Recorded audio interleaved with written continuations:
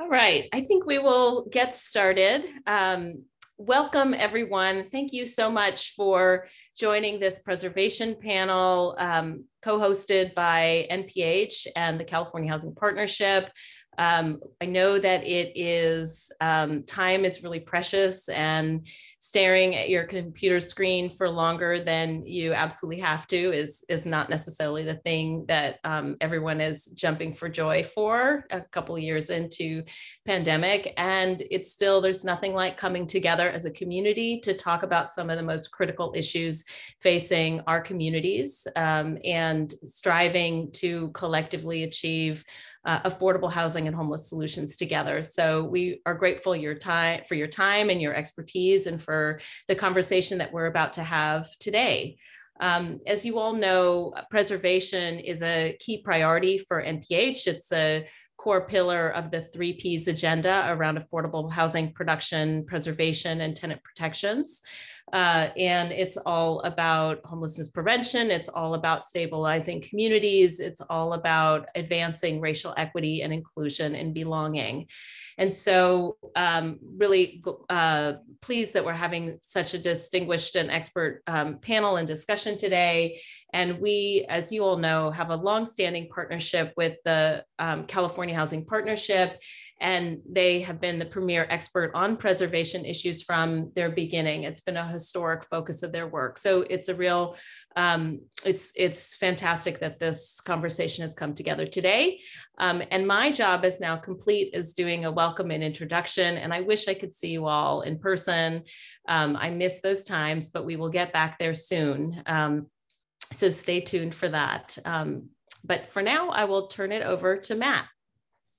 Thanks so much, Amy, and thanks to NPH for hosting this. Not only you and Abram and Behlul, but Morgan and everyone else behind the scenes who's been helping put this together. And really looking forward to this conversation. And I'm not presenting, which I enjoy, but you're going to hear from a number of folks today. And one of the things you're going to hear at the beginning is, as Amy mentioned, we've been holding and growing the database of at-risk affordable properties for several decades now. And Danielle Mazzella, our senior research manager, is going to be showing you the latest update on that from our preservation database. And for the very first time, thanks in large part to the prodding of everyone who's involved in this conversation, and particularly credit to Enterprise for focusing on this issue with NPH and others, we are going to talk about naturally occurring affordable housing as part of the stock of housing that we can now start to define statewide and start to talk about figuring strategies out to preserve these properties that are actually the bulk of the affordable housing stock in the state, more strategically, with more purpose, with more focus. So I'm really excited that although we don't have all the data we would like to have yet, you'll see from Danielle's presentation that we are starting to be able to define that universe. And of course, NPH and Enterprise have been doing that for the Bay Area for some time. So you're going to get a great overview from Danielle of what's at stake here and what the trends are in that. It's going to be an exciting conversation that Abram, Diaz, NPH's policy director, is going to anchor about the problem and solutions with some of your developer colleagues. And I'm really looking forward to it. And thanks everyone for being here, and take it away, Abram. Awesome, thank you, Matt. Really appreciate the welcome remarks from Matt and Amy. So for our defining problem, folks, want to go ahead and turn the cameras back on. We're going to start with Danielle Mazzella, the Preservation and Data Manager at the California Housing Partnership. As the Preservation and Data Manager, she's responsible for managing the partnership's preservation database, providing technical assistance to affordable housing developers, jurisdictions, and government agencies, and supporting their overall advocacy efforts as well. She also is a fellow UC Santa Cruz Banana Slug, as am I. So thank you for joining us today, Danielle, and I'll go ahead and hand it off to you. Thanks, Abram. Well, good morning, everybody. Today, I'm just going to do a quick run through of the report Matt recapped. I'll hazard to say most of you are probably pretty familiar with this report. So I'll go ahead and share my screen. So last month, we released our annual statewide risk assessment. And, you know, our findings this year are, you know, that more than 7,000 affordable homes may no longer be affordable within the next year. And nearly 33,000 affordable homes are at risk of losing affordability by 2031. As Matt alluded to, this year, we were able to include some figures around the number of unsubsidized affordable or naturally occurring affordable housing in California. And our research shows that there are 1.13 million apartments and buildings with 5 or more units that have rents affordable to households earning 80% or below the area median income. And in California, we have nearly 3 million lower income renters. So combined, looking at what we've identified as being unsubsidized affordable or naturally occurring affordable housing, in addition to the subsidized stock that we know of, still doesn't come close to the number of lower income renters in California. Then we looked back to see what has been lost. And you see here in the late 90s, early 2000s, this exit pattern of maturing HUD loans and expired project-based rental assistance contracts. And this continued through the 2000s. You also see that the initial peak of the HUD exit was followed by the exit of the initial tax credit allocations in California that only had 15 years of affordability. Now, in the last 5 years, we've seen the start of the exit of tax credit developments that then only had 30 years of affordability, whereas now, as most of you know, 55 years of affordability is pretty much the standard. And also in the last 5 years, we have seen the exit of a lot of regulatory agreements on developments that were previously funded through redevelopment. Now, it's important to note when we think about the loss of affordable homes and ownership, as I quickly scroll back to the first page for a moment, that when looking at ownership of these developments, nearly 2/3 of the owners were for-profit entities, and says a lot about how we inform, you know, how we assess risk on developments moving forward. Continuing on, here we break out what is at risk over the next 10 years. So out of the, you know, nearly 33,000 affordable homes that are at very high or moderate risk of conversion, all of these are located in 49 of 58 counties in California. Now these at-risk homes are part of a total inventory of over 405,000 affordable homes. Now, what's at risk is predominantly comprised of expiring HUD subsidies that we also saw historically being lost for affordable housing, and also see the breakdowns of the other funding sources. And of these 33,000 renter units that are expiring, over 40% of these homes serve seniors and people with disabilities. We then have 2 visuals trying to show you how subsidized housing looks across the state. And so here you can see where at-risk homes are concentrated. And we have a list here to the side of the 12 most populous counties and the number of at-risk homes in each county. 3/4 of at-risk homes are located in these most populous counties. The second graphic here shows you proportionally at-risk homes comparative to each county's total number of affordable homes. And again, you have these proportions of the 12 most populous countries on the end. And figures for every county are available both for the unsubsidized affordable NOAA number of units and the at-risk and total number of affordable subsidized units in the appendices later in the report.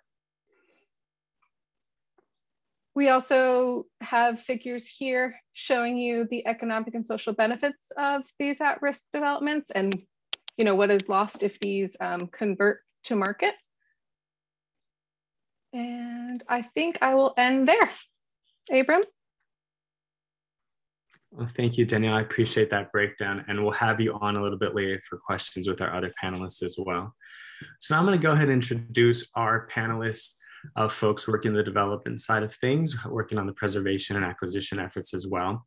So I'll start with introducing Dixie Baus, the Director of Real Estate Development with Eden Housing, obviously a leader in advanced planning, acquisition, and development with key projects in the Bay Area. And Eden Housing itself has worked in partnership with cities and local community partners to develop or acquire thousands of homes and communities throughout the state. And originally started in Hayward, California, so we appreciate having you with us today. I'll also introduce Welton Jordan, Chief Real Estate Development Officer for EAH Housing. Mr. Jordan is responsible for business development, real estate acquisitions, rehabilitation, and new construction activities in California and Hawaii. Very busy man, clearly. And then, so thank you for being with us this morning. Also introduce Nicole Guzman, Project Manager at the Tenderloin Neighborhood Development Corporation. We're really excited to have Nicole with us as she was part of the 2018-2019 Bay Area Housing Internship Program cohort and is a project manager at TNDC, who obviously they work on affordable housing and helping tenants stay stably housed by supporting their physical, mental, and health well-being in the Tenderloin community in San Francisco. So thank you all for being with us today. We just heard from Danielle about the larger statistics and trends in the preservation space in California. Now I'd like to turn to you to talk about the problem, the issues, the challenges you face at the developer level on your preservation acquisition efforts. So I can go ahead and kick it off to Dixie if you want to start with giving us a description of your work. Sure. Thank you so much for inviting me to speak and the opportunity to share what I see out there on the ground right now. For one thing that's the most challenging for us, preservation is by far the most challenging and also the most rewarding. But it's also a trend that I have been following personally for the last 15 years. And seeing the first generation of tax credits kind of age out, and now we're into the second generation of tax credit projects aging out. And the numbers are definitely starting to be staggeringly increased, if you will. And so when I joined Eden, one of my initiatives that I personally said is I want to go out there and try and preserve these units that are being lost.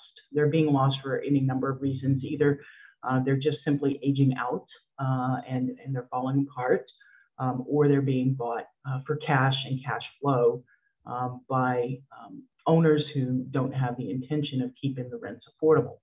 And in my experience, it has been really, really hard in trying to purchase the properties on a sense that where it makes sense. So I do like to balance what I'm looking at and what can happen, and a lot of it in the end has got to be supported by a mission-driven organization and partners such as municipalities and agencies to assist with that. That's kind of what I see out there. Thank you, Dixie. Welton, can I pivot to you? Yeah, thanks for having me as well. I'll echo a lot what Dixie is saying. It's definitely important. You know, a big part of what we try to do as affordable housing developers. I think it's not just the EAH, TNDC, and anything. I think a lot of us, mission-driven, we have our own portfolios. We also are very keen and aware of the issues of projects going to market and then the residents, you know, ending up homeless, you know, or having nowhere to live. These are real issues. But to Dixie's point, it is very difficult to compete with the open market. trying to come up with a competitive price under which we can put in an investment, fix up the property, and then ultimately try to get our investment returned to us. That full cycle in today's market just isn't there. So we are continuing to look. We do, take calls. We do run analysis. We do spend the time.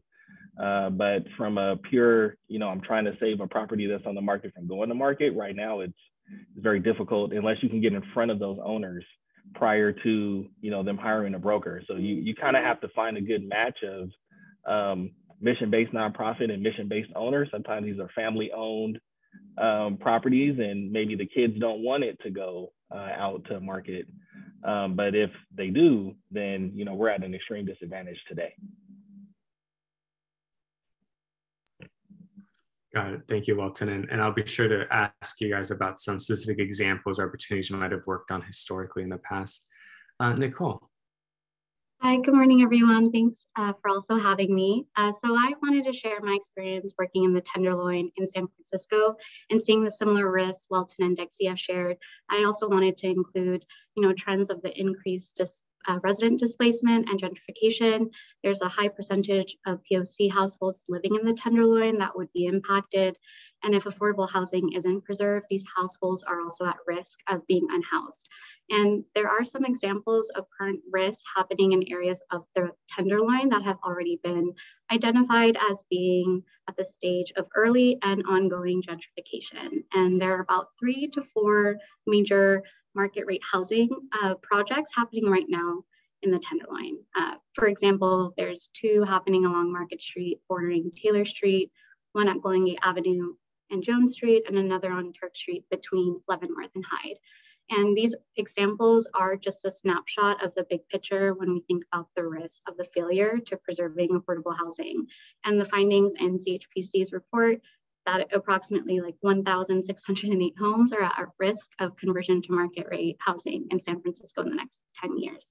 And I also just wanted to add the framework that TNDC uses to address these issues and to mitigate these risks are through our theory of change, which centers around 3 pillars: homes, health, and voice. So we focus on developing, preserving affordable housing, providing those services to promote community health and well-being for our residents, and amplifying the voices of our residents in the Tenderloin to continue to advocate for those policies that will benefit those with low incomes and people of color. Awesome, thank you all. So I have a set of questions to get us started on a discussion here. And actually, Nicole, I'd like to start with asking you a little bit about the projects you've mentioned. Could you sort of give us some more details on one specifically, just for the audience here that might not be as familiar with some of the preservation work you're taking on? Sure, I could totally dive into those. I do have some examples I'd like to share on how we prioritize rehabbing and investing in properties before they fall into disrepair. So one example I have is in 2019, TNDC purchased 270 Turk. It was formerly a market rate building with many low income tenants, and we wanted to prevent displacement and ensure long-term affordability. 270 Turk is also a historical building in the Tenderloin. It's a 10-story building containing 86 units and was funded by the San Francisco Housing Accelerator Fund and Mayor's Office of Housing and Community Development. The building upgrades were completed in 2020, and it was also made possible without state financing and a strong local support to help us preserve this property. Thank you. And can I ask, just sort of picture for folks who aren't maybe as familiar, who are the residents in the household? I assume, seniors, families. Yeah, seniors and formerly homeless residents live in 270 Turk. Thank you. And so, Walton, Dixie, can I ask you, I know we've discussed a bit some of the challenges you're facing. Can I ask you to note maybe an example of something you might have worked on in the past, whether it was in the Bay Area or somewhere else statewide?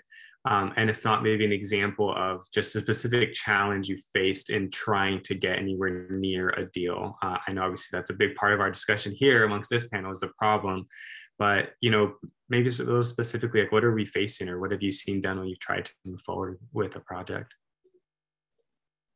Sure. Welcome, shall I? Go ahead.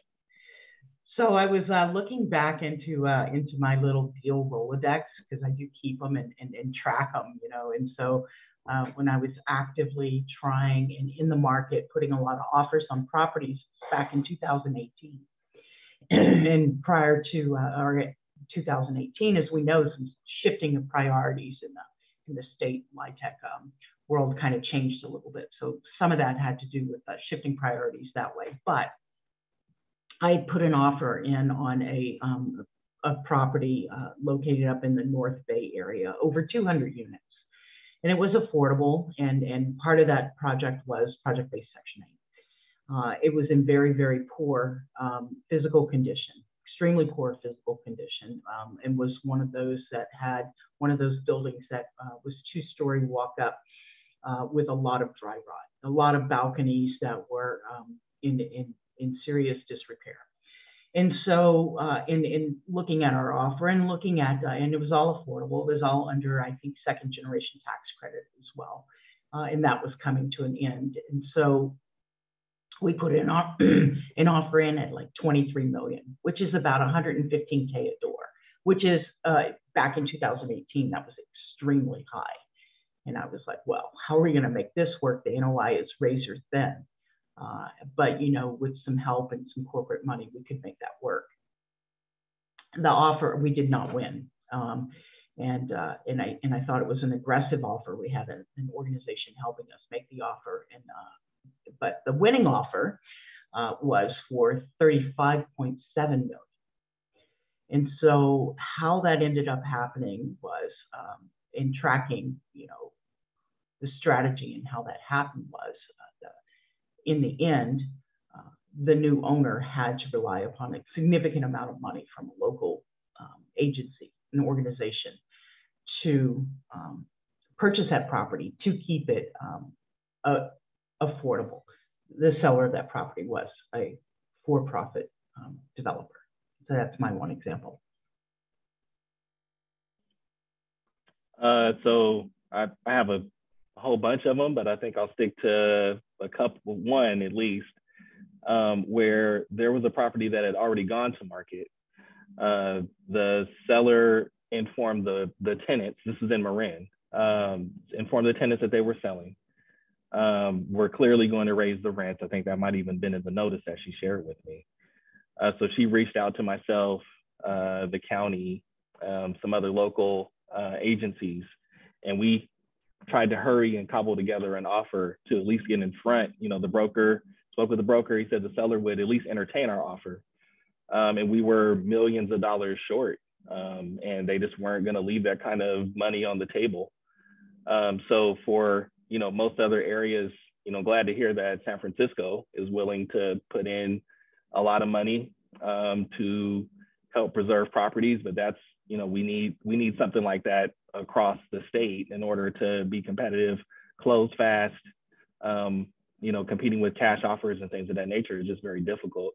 On the internal pipeline side, you know, we have probably a dozen that have gotten to year 15 and beyond.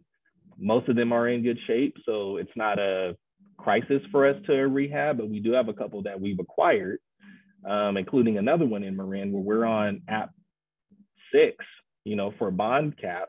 When we acquired it, it was 2018. Like Dixie was saying before, the bonds became competitive, and then, you know, the pendulum shifted really to new construction, heavy to new construction.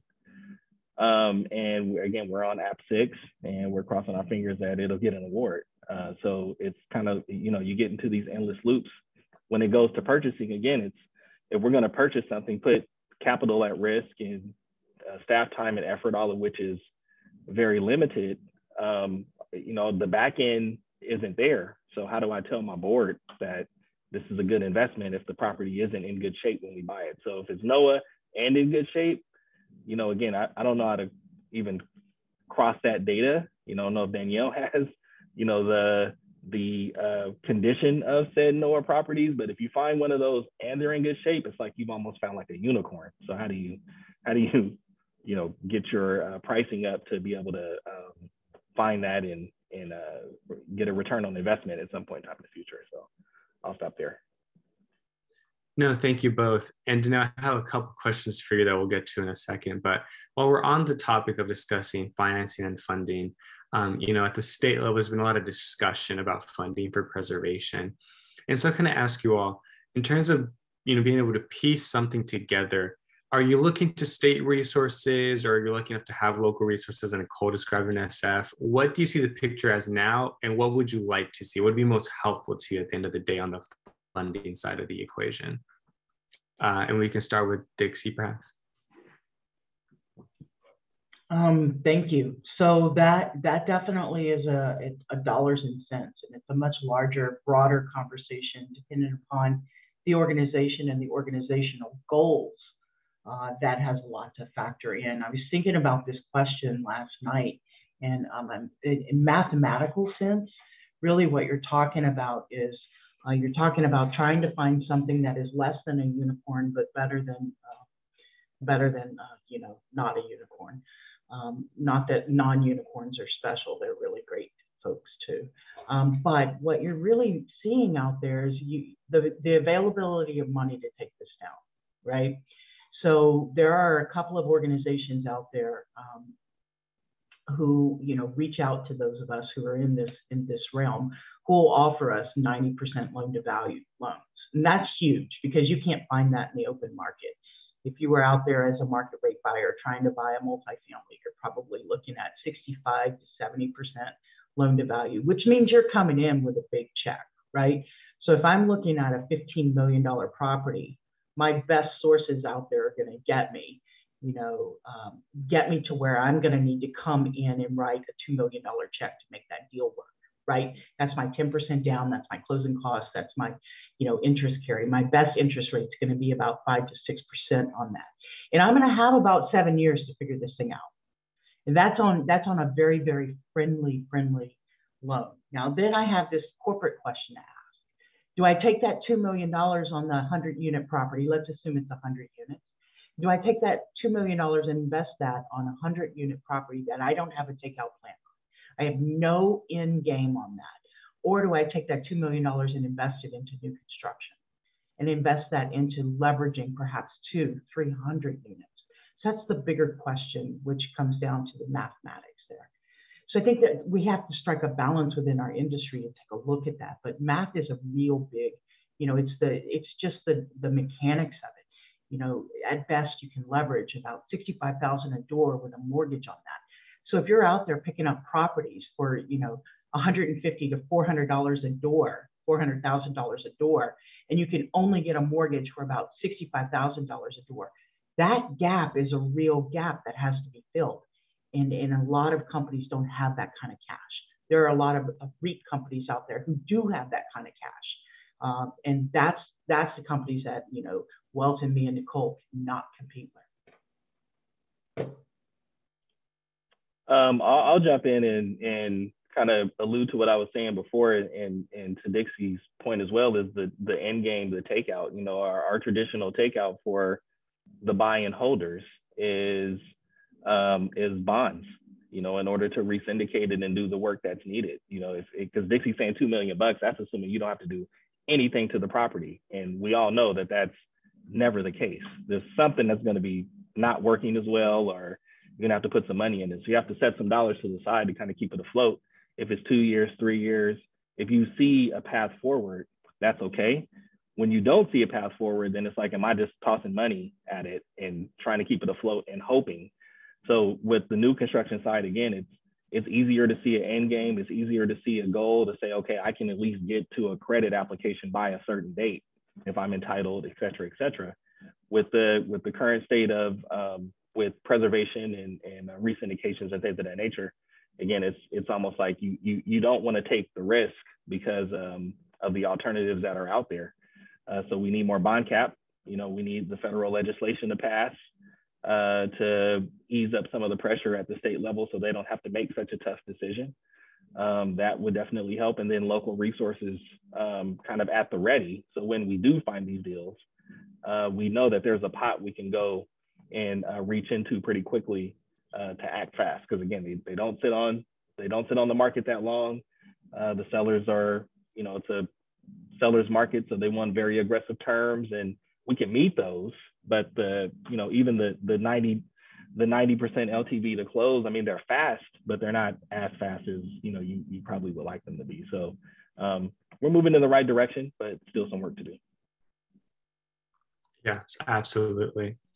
Just for all the participants on the call, feel free to add in questions to the chat and the Q&A. I'll be monitoring them along with our co-host below here, so we can start pivoting towards that.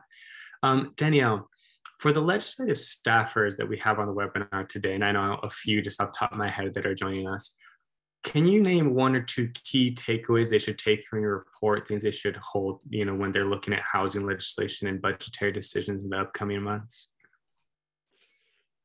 Yes, and I think you'll find they echo what the developer experience has been and what we hope the solution can be for a lot of the obstacles they're facing, in that there's a critical need to expand funding available, not only for a lot of these unsubsidized, affordable, naturally occurring, but even for the subsidized affordable housing that's at risk in California. And also that to the points developer panel made is like, you're having to negotiate with highly motivated owners to sell in a hot market, and that incentives need to be provided for them to sell to affordable housing entities that will extend affordability. And that's definitely a really good preview for our upcoming panel when we get to them about the incentives to sell.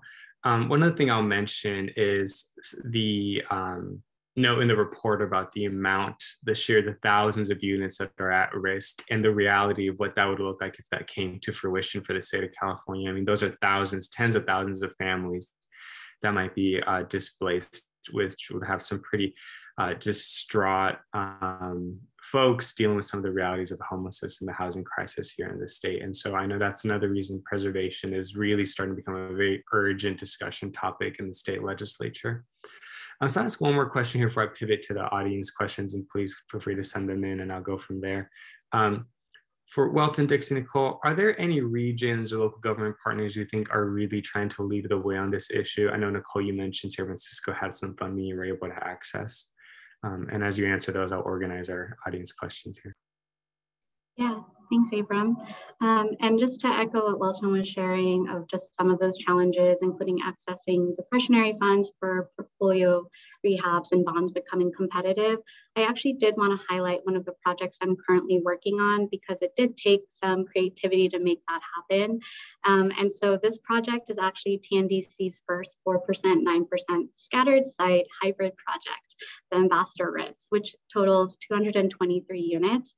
And the Ambassador Hotel and Ritz Hotel were identified as two of the top portfolio rehab properties that we wanted to rehab. And that included seismic upgrades, life safety, and other major building system upgrades.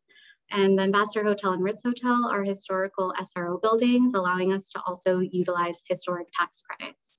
And some of the other players in this is MoCD. TNDC requested a reinvestment waiver with MoCD, and we received approval in September 2020 to utilize another TNDC resource property, Turk Eddy, to provide approximately $3.5 million to proceeds to the Ambassador Ritz. And for those that haven't heard of the reinvestment waiver, it allows sponsors to refinance an existing portfolio property, maximizing the leverage on the perm loan for cash out, AKA excess proceeds, and utilize 100% of those excess proceeds as long as we're able to invest them in portfolio investment initiatives. And I also wanted to highlight MoCD's work in the small sites program. There have been so many different projects that we're able to get and sponsors to get access to those dedicated funding sources. And a relatively recent program is the Community Opportunity to Purchase Act, also known as COPA. It allows nonprofit developers who are qualified nonprofits the right of first offer to purchase any building with more than 3 residential units. And currently, TNDC is working on taking advantage of COPA for land acquisition and not preservation. So more experience to come for TNDC there. Cool, thank you. So let's actually jump into the questions since we have a few good ones here. The first one comes from Helen, and I can't see your full title since it's fairly long, but she asks, are there any, Helen from the County of San Mateo, any recommendations on how a local source of funding from cities or counties can be structured to help a developer move more quickly to preserve or acquire these NOAA properties? So Walton, Dixie, Nicole, any recommendations on how that source could be structured?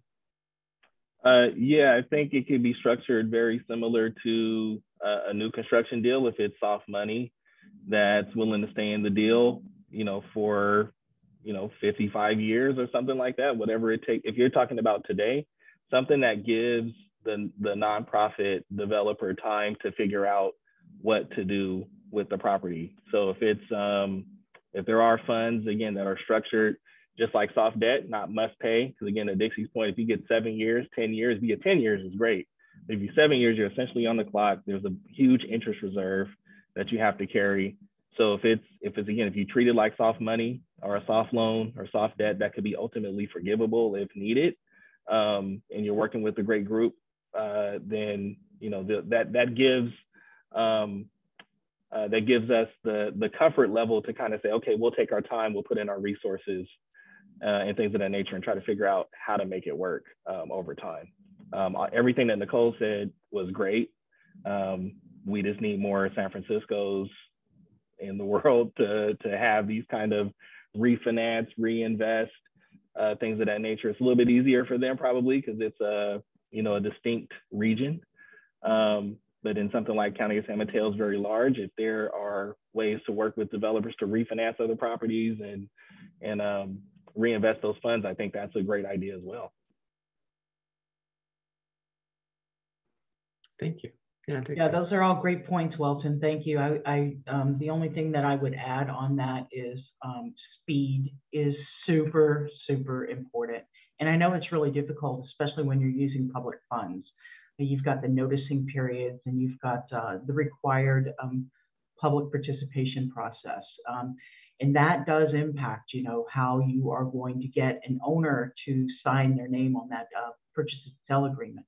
And so figuring out a way to work proactively with the developers, and in some cases, you can kind of work with a middleman on, a lender who will be much more nimble and take it down a lot quicker, and then have that city financing money come in and take that middleman out very, very quickly after. It's kind of a double transaction, but it allows us to pivot very quickly in the marketplace. That's the only added suggestion I would bring.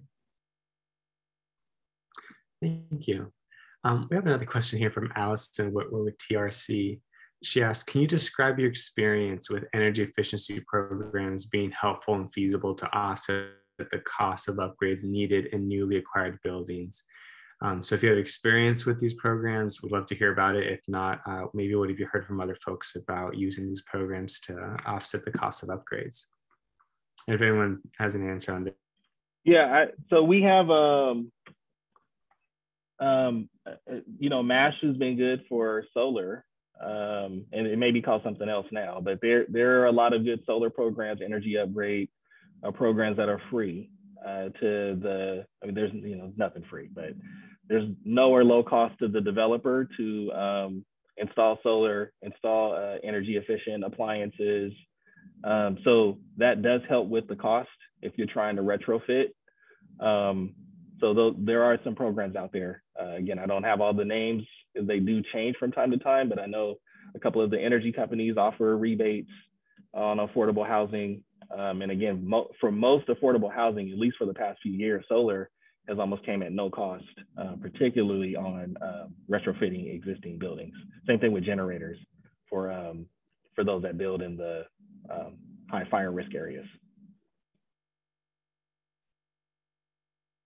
I'd also just like to chime in. There's also LIWIP, which stands for the Low Income Weatherization Program that we're using on the Ritz Hotel and getting some rebate incentives there. And also Bay Rent is another example. Thank you. I have one more question here before we maybe pivot to our second panel. It's from Teresa Carr. So her question is, and I hope I'm reading this correctly here, if you own a building and would like to rehab units for affordable housing, what kind of financing is available? And so I guess looking to you all, is there any particular programs or funding you've heard out there that might help someone with the rehabilitation of the units for the affordable housing needs? I think really the best game, not the only game, but the best game in town is a HUD execution, which can be a little bit of brain science and brain damage, but certainly worth it. And particularly when you have an extensive rehab need that you need to do. That allows for cash out. It does come with a whole bunch of long list of things that you need to prepare for. The costs are generally a lot higher from transactional standpoint, so it's not more efficient, but it will actually help get the job done. That's the thought I've got. I'd agree with Dixie. It's like, you know, Fannie Freddie, those are, and they also give you an opportunity to re-syndicate because they already kind of build that in. So if you don't need a lot of work, but to Dixie's point, it is a little bit of mental gymnastics, and it is a lot of compliance and things that you're signing up for if you're doing business with HUD. So, and then if you are in a locality, I think I check with, there are local programs. You know, it may not be the magic, you know, trick to get everything done, but you know, check with your locality, because again, it depends on where you're at. Some do have dollars set aside for rehab of affordable properties. So, thank you all. So I'm gonna ask one more question before we move on to second panelist, because we have a couple here, and so I'll try to get to the first one that was asked. So Sylvia Martinez asked that most of these transactions are being marketed by brokers, sometimes specialty brokers. They're looking for a sure and streamlined transaction. And working with the buyers, most seem to be looking at an exchange. Is there a way to use that as motivation?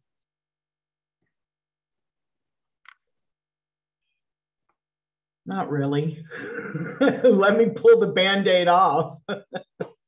It's a beauty contest. You know, it's like they almost all have exchanges that they have to deal with. And so it's certainly not a new thing out there. It sort of helps a little bit on the timing, but it really is about being personable. And as Welton said earlier, getting out in front of the properties going to a broker in the first place. Now, that's not to say brokers are the bad players here. They're absolutely not. I have a very, very wide, very strong net of brokers who stay in constant contact with me. So I do get some peeks under the hood, but not often. It really is the market, because they're working for their client, and their client is the seller. But yeah. Thank you all. And so Suzanne, I note your question, the Q&A. I think we might be able to discuss it in our next panel. So I want to thank you all so much for participating and lending us your expertise today. And so I'll go ahead and pivot over to our next panel, which is going to discuss some of the hopeful solutions to some of the issues we described here with Walton, Dixie, Nicole, and Danielle. So thank you all so much. So yeah, if we have Mark and Justine jump on, thank you, Nicole. So I start with some introductions here, starting with Justine Marcus, State and Local Policy Director with Enterprise Community Partners. Justine is a Senior Director of State and Local Policy based in Enterprise's Northern California office in San Francisco. She leads the overall development and execution of the organization's policy agenda at the local, regional, state level. And I know she's a key partner for MPH, and I really enjoyed working with her since I've joined MPH's Policy Director. And we also have Mark Stivers, Director of Legislative and Regulatory Advocacy for the California Housing Partnership, our partners in this webinar. He's worked in the affordable housing field for quite some time now and helped develop and advance a comprehensive agenda of legislative and regulatory solutions to the state's affordable housing crisis, and worked in a variety of key housing roles in the state, including at HCD, TCAC, and the California Senate. So thank you both for joining us today. And so we are tasked with describing some of the solutions to the challenges that were described in the previous panel. No small task for sure. So I'll go ahead and start with maybe Mark, I see your mic's on, just talking about some of the solutions you're seeing or championing this year, and then we can jump into a discussion and answer some questions from the audience as well. Great, thanks, Abram. So one of the solutions is actually not so much legislative as it is an enforcement tool. So we have California has something called the Preservation Notice Law that CHPC and even I, when I was in the Senate, worked on for the last 25 years. It had a pretty significant improvement in 2017, and essentially, as well as sort of some more improvements last year as well. But essentially what this law does is it requires owners of at-risk affordable housing to give preservation purchasers sort of first rights to buy the property. So not only do the owners have to notice the public, the local government, HCD, tenants, and any preservation purchasers on an HCD list that that property may convert within a year, but during that 1 year notice period, in the first 6 months, they can only sell to a preservation purchaser, an entity that is committed to keeping the project affordable long-term. And in the second 6 months, they can only accept an offer, or if they accept an offer from a non-preservation purchaser, that preservation purchaser who has made an offer gets first right of refusal. And so for the 1 year period, really, they can only sell to folks who are willing in preserving the preservation, who are willing to preserve the building long-term. And if at the end of the day, there is, the owner just decides not to sell, they reject an offer from a preservation purchaser, they then are not allowed to sell the building for 5 years, which is a pretty good enforcement tool that was added in 2017 and clarified last year in AB 1584 that we worked on. So I think that is a fairly good law. It gives us the opportunity to buy these properties. And, HCD has now sort of a stronger enforcement role, and we are working with HCD to sort of update all their guidance, make sure they're getting the notice about the law out to owners, and then, really keeping on owners who they hear are not complying with the law, et cetera. So enforcement of the preservation notice law is really one place where we can start. In terms of looking ahead, I think Justine and I are going to talk about two sort of legislative proposals that are coming forward. I'm going to talk about the incentives that I think Welton and others mentioned. How do we get sellers of property to work with our community, right, rather than just go to the open market? And there is a bill by Assemblyman Jesse Gabriel, and Abram has worked on this bill in his past iteration as well. It's AB 1911 this year. And what this bill would do is it would create a capital gains tax credit for owners of at-risk or naturally occurring affordable housing who sell to sort of nonprofit affordable housing entities. And the idea, the credit could be up to $1 million or half, it's the lesser of $1 million, half of the seller's capital gain, state and federal capital gains taxes on the sale of the property, or $20,000 per unit. But in any event, many owners would actually like to take some, to realize some of their capital gains over time. And there's a pretty hefty tax penalty for doing that. Offering this tax incentive is very attractive to them, and is something that would hopefully bring them to work with give them an incentive to work with our community, even if they are a little bit slower and whatnot. And so it also is intended to work at the speed of the market. And so a developer would go to TCAC, get a reservation of TCAC as a qualified developer. They would have then they would have this reservation in hand. They could go out into the marketplace, try and get a purchase offer on a property and employ that tax credit in that purchase. So the idea is not that they would have to wait a couple months after identifying a property to see if they got the tax credit. They would have the tax credit in hand before they went into the market to purchase the property. And so that's also a very kind of key component of the bill.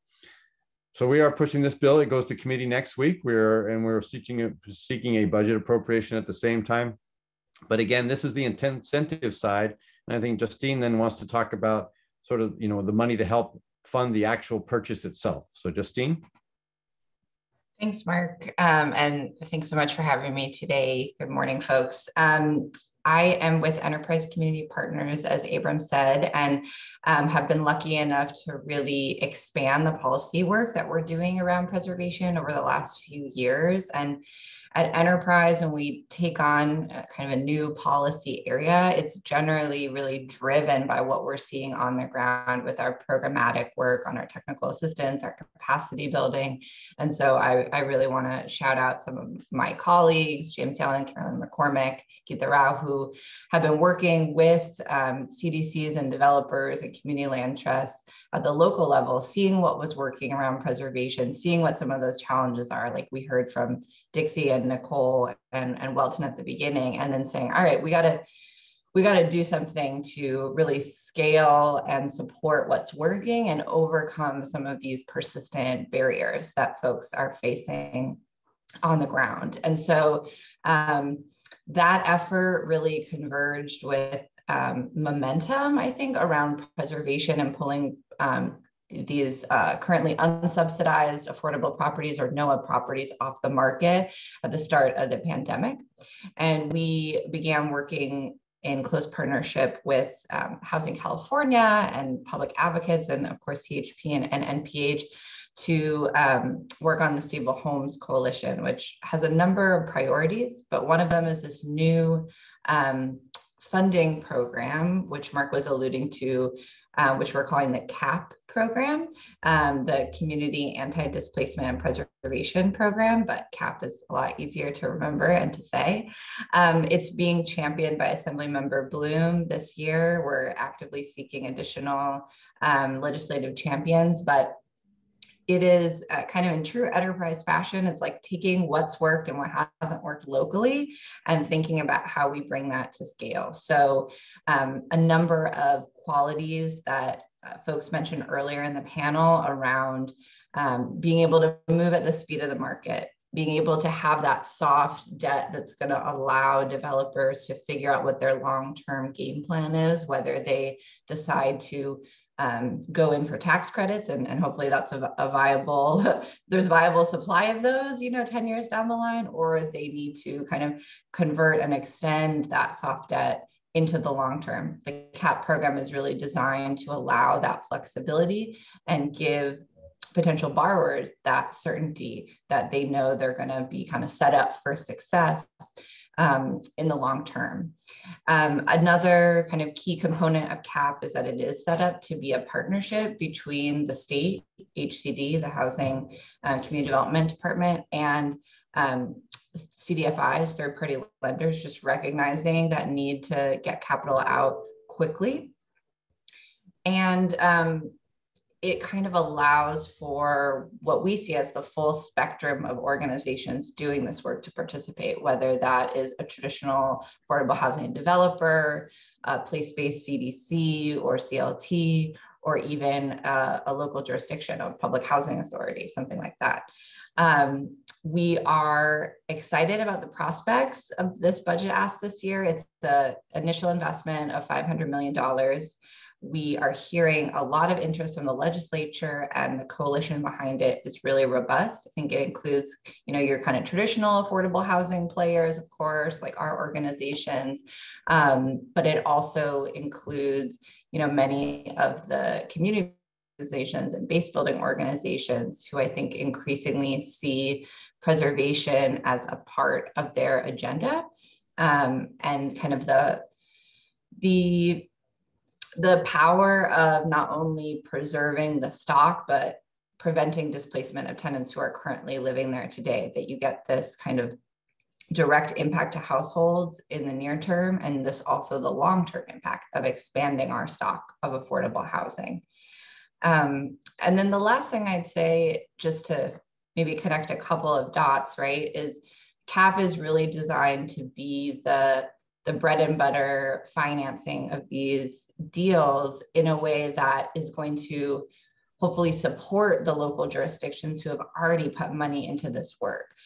Preservation can be a cost-effective strategy, but when, San Francisco, for example, they're the only ones putting money in, it's such a large requirement from the locals as far as the money, but bringing in that state complement will allow the dollars to go further. And that also complements these other incentive strategies, like Mark was mentioning, that can help sweeten the deal for sellers, or complement some of the, there's San Francisco is the only one who has it now, but there's a lot of active campaigns around local tenant and community opportunity to purchase act policies, which would again create that first right And that first right is super important, and you need financing to make it real. And so that's really where CAP comes in to help organizations realize those purchases. So I'll pause there, and we will also put links to the kind of one pager and the sign-on letter for CAP in the chat as well. Yeah, absolutely. And I'll mention that NPH is supportive of both the budget and legislative efforts that have been mentioned here previously. And having worked for Mr. Gabriel in the past, I'm not biased at all that he has a really, really good preservation bill that he's running. So hopeful to get more support for that measure as well. I think Mark and Justine, you covered really well two of the important financing aspects here, right? The money to being able to purchase these properties, and then an incentive, a tax credit incentive to get folks to sell to some of the affordable housing providers we have in the state. I know there's been previous efforts to ensure not only a strong enforcement of the notice law that Mark talked about, but also see what we can't do to more directly incentivize or require affordable housing groups to get sort of a first right at looking at properties, especially since the affordable housing crisis is so dire.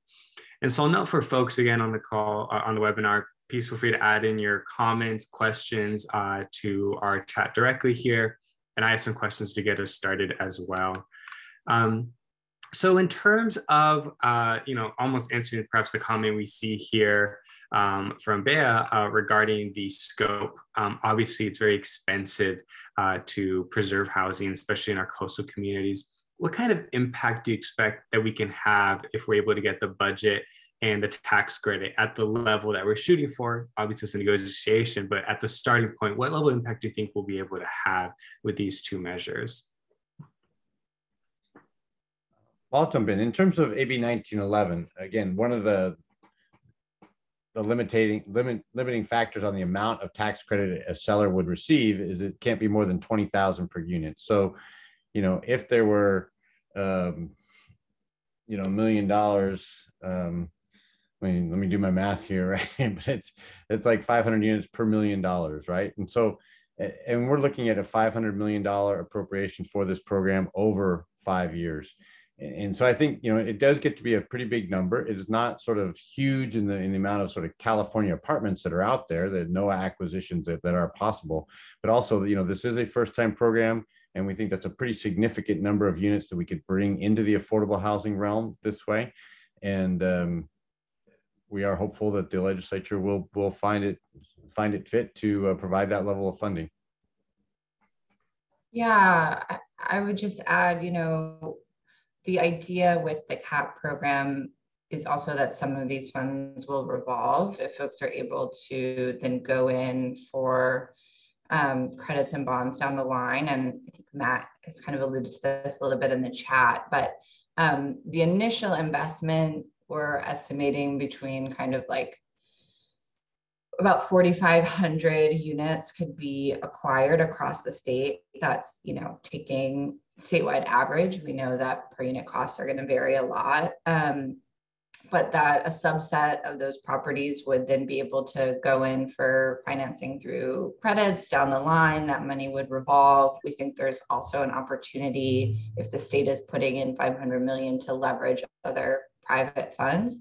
But I think to Mark's point, this is new territory for the state, right? So we want to start with, it's not small, but we know the need is much greater proof of concept to really show a successful track record and help establish this type of preservation as part of the HCD portfolio, part of our state housing strategy, so that when future conversations come up about larger revenue sources, whether that's, the conversations about an ongoing source or, a future statewide bond down the line, that, this type of preservation is seen as kind of part and parcel to the breadth of programs that we want to ensure permanent financing for in an ongoing way. I think that's actually a really good point, Justine, about being able to prove the concept so that we know when there is funding available that we can push for, folks know we're able to actually turn the opportunity into action and be able to prove and show the results themselves. That actually pivots kind of next into our next question here. So how should state and regional governments think about preservation needs, especially the counties that have the most at-risk properties per the report? Obviously, the report highlights LA County as an area that's really at risk of losing affordable units in the coming years. And we've been discussing here in terms of our solutions, but how should they be meeting us halfway to helping this get across? Is it just setting aside the funding?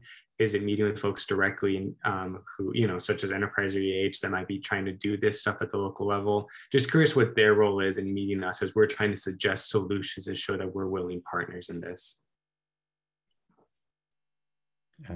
I'm happy to jump in here. So luckily, most cities and counties throughout California are now working on their housing element updates. And actually a required portion of the housing element is to identify at-risk properties in their jurisdiction. And I think that that's a good opportunity here, because what we really need the cities and counties to do is just be proactive. Money is helpful, of course, but more importantly probably is, identifying those properties that are at risk, putting a plan together of how we think we can save them if the owners are at all willing to sell. And that includes, enlisting the help of known affordable housing developers in the community to be interested in purchasing this property, and bringing in the resources of the city and county, and even the sort of the moral incentive to the owners to sort of, work with the city and the county to preserving that transaction. So I do think that there can be a lot done there. Financing is the key, but we have to be able to get in the door. We have to know these properties are at risk, and I think that's where the local governments really can play a key role in getting the process started for a preservation transaction to occur. Yeah, I think that's right on. I mean, I think that the same necessity to be kind of proactive and be planning and be thinking about the kind of ecosystem of organizations applies to preservation of unsubsidized affordable housing or the NOAA properties, right? Like, I think that financing is obviously really important, but I think we've seen in localities that have started to do more of this, that there's also a great need to think about who really are the developers and the nonprofits who are going to be, doing these purchases. What do they need to be supported?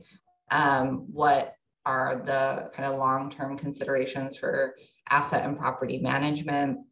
I just think having the locals as a partner and thinking that through, and that they're demonstrating that long-term investment to these properties' success, be really important. And I think that in an interesting way, some of these conversations are also being renewed because local jurisdictions are becoming more involved in some of the home key properties across the state, which are also looking towards what is their long-term financial outlook, and how are we planning for their long-term financial success. And so, as Mark mentioned, it's housing element update time, so now's the time to do it. But it's kind of an all-in approach in terms of not just locals, but also the organizations having sufficient capacity to do this work. Thank you. No, that's really helpful. On the note, and I know we've discussed this a little bit previously, preservation obviously been part of a key aspect of the 3 Ps for at least a few years. Are we seeing any progress in preserving units as affordable, or at least not losing as many affordable units as we had in previous years? I know there's a worry that this year there's about the 7,000 units that might be coming up on their date, and we certainly don't want to lose any of those. Has there been any progress in the past few years of seeing folks step up? Nicole highlighted a couple of projects she's worked on. I'm just curious if you have an aspect on the broader picture. Justine, do you want to start? Yeah, it's a good question. I don't have the latest kind of quantitative sense of that. I think that, maybe Mark, about that, or Danielle might also know too, but I think one of the things that folks have mentioned earlier in the panel is just the challenges around the bond cap issue. Like, I think that we've done a lot, as Mark mentioned, around the noticing law and trying to be more proactive. But it does seem like there continue to be some bottlenecks. And then, when we're talking about the unsubsidized affordable, I think we're continuing to see properties flip and rents be kind of raised beyond what's feasible for folks. I know there have been a couple of very high profile sales of portfolios of NOAA housing across the state, being sold to, larger for-profit entities. And so I think while we've seen some progress, we're also, there's a little bit of an uphill battle here in terms of rising unaffordability throughout the state on the unsubsidized front.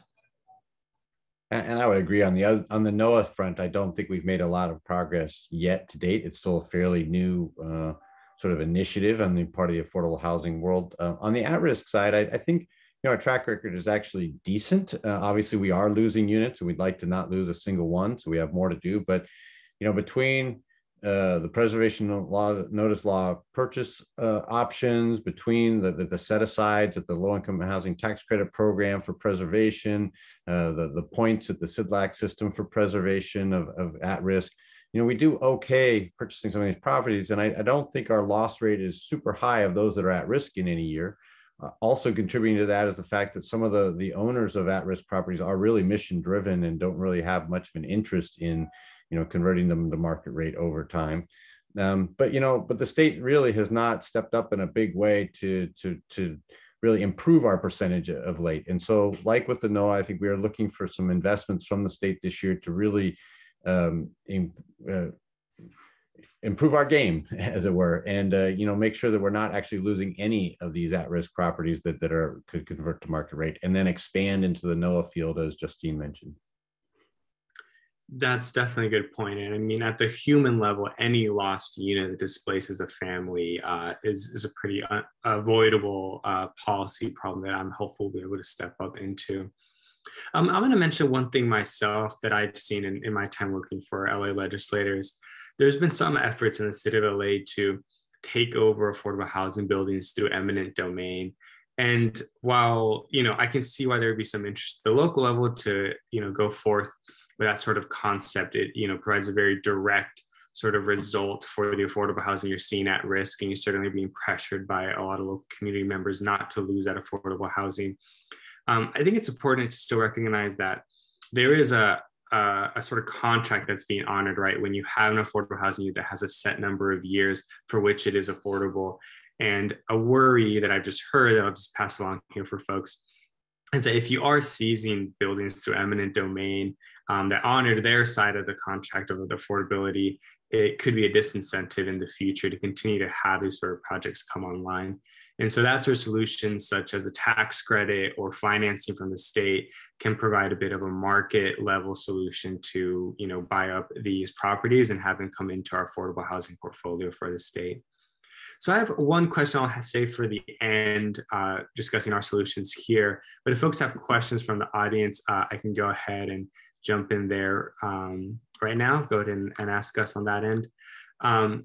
For us here, we have a bunch of folks on the call. A bunch of folks are going to check this out later as well and see our summaries. How can folks help us get the solutions we talked about today here across the finish line? What can we use for folks to just help us get the attention of legislators and the governor and some of our agencies? Well, I know I see a lot of developers and organizations on the line, and I'll just say that even in some of our early meetings this year with legislators about CAP, for example, nothing beats a very specific story, hearing directly from folks who are working to preserve a specific building or have preserved a building and can talk about what that looked like and who lives there. And I think just make it real for folks. We know that our legislators are generally supportive in concept, but they have a lot of things that they're trying to do. They have, a lot of competing priorities. And so it's about helping to kind of rise above the noise, as it were. And certainly having a robust coalition behind it is really important. But I also think when we're able to have those moments with staff and legislators where we can really talk about something specific and, as Nicole and Dixie and Welton were saying at the beginning, like, let's talk about this specific neighborhood and what it meant for this building. I just don't think there's any substitute for that. So if there are folks on the line who feel like they're in a position to do that and want to plug in more, I'd really encourage folks to reach out. And I will just add that, you know, success in the budget process is about coalition building and then being a bit noisy, frankly. So I really do encourage any of you who want to be part of the solution to sign on to the CAP letter that Justine linked into the chat, to send a support letter in for AB 1911, and then, you know, as you're and then reach out to your local legislators and make sure that, you know, tell them that as the legislators consider the budget process this year, that, you know, housing preservation, including these two asks, need to be part of the budget. You know, we need to kind of be a little bit noisy, frankly, because there are a lot of competing priorities. There's a budget surplus, but whether it's education or transportation or housing, we're all looking to sort of be able to benefit from that surplus, and you know, noise counts. So anyway, please, we can use your support. Yes, please, and feel free to reach out to any of us if you're interested in supporting our ideas here. And I'll likely be reaching out to all of you anyway, since I now have your emails from the webinar. A comment question here from Wendy DeWitt. She notes that if there's any chance there could be a simple property tax exemption for the NOAA owner that keeps their rents below 80%, possibly deed-restricted, monitored by local housing authority with a selection of 10 to 15-year terms. Can I ask you all as policy experts, what do you think about that idea or opportunity? So I think that opportunity largely exists to date. I think, you know, we have the welfare exemption, and it's part of the Constitution and in-state statute in it. As long as there's a nonprofit owner as part of the partnership, or even just a non-profit owner by themselves, and the units are at 80% or below, they can get a welfare exemption or a property tax exemption. The one caveat there is that it does require there to be some public money in the deal, and that was put in about 20 years ago to make sure that, you know, slumlords weren't essentially, you know, who had just happened to be renting to low-income people, weren't, you know, getting out of paying property taxes. But you know, it can be as much as that public contribution can be as little as $1,000. And so I know that there have been public agencies who have gone ahead and done that, put in a de minimis essentially amount of money into the development, and then it makes it eligible for the welfare exemption. So I think we need to be a little bit creative there, but largely that opportunity does exist. But in terms of opening it up a little bit more legislatively, there's always that possibility as well. Yeah, and just to Wendy's second comment here, like, I think this gets back a little bit to the capacity question of, you know, what organizations are able to take advantage of this opportunity because they have kind of a robust preservation practice within their shop and have the kind of internal bandwidth to do that, because we do see a number of, you know, kind of for-profit and nonprofit partnerships that end up doing this kind of preservation. And I know I see in Wendy's comment, you know, most are not nonprofit owners solely. So I think it gets back to the capacity, and in the Bay Area, you know, we're really lucky to have a lot of great nonprofits doing this work. But I think the question of who are the organizations and what their capacity is outside of kind of the inner Bay Area and then LA, you know, it's a pretty different landscape. Thank you both. And so I'll give folks the last chance to ask questions if they'd like, but I want to thank you both for noting some of the policy solutions at the table this year, something we'd love to get folks behind on. And also want to thank Senator Gabriel, Senator Bloom for helping champion these efforts. And so I just want to thank you all. I thank all the panelists. Obviously, this is a big topic of conversation, one that we're going to continue to run with. And very thankful to the partnership for the continued research and compiling of the report that makes us know the very real numbers of what the at-risk affordable housing is for California. And so I'm not seeing other questions. Our folks do have questions. I might be able to get you an answer after the webinar, but I want to thank everybody here for joining us today. And I would be remiss not to give a huge shout out to Christina from the California Housing Partnership. She's a director of communications and helped us put this on. So yeah, I just want to thank you all so much for joining us today. We'll be doing some follow-up with some of these policy solutions to make sure folks have a chance to weigh in, and would love to have just some more discussion about this and seeing if we can't get the state to prioritize it some more. So thank you all so much. Thank you all for joining us, and thank you to our panelists for lending us your expertise and time. So yeah, thank you all. Take care. Thank you.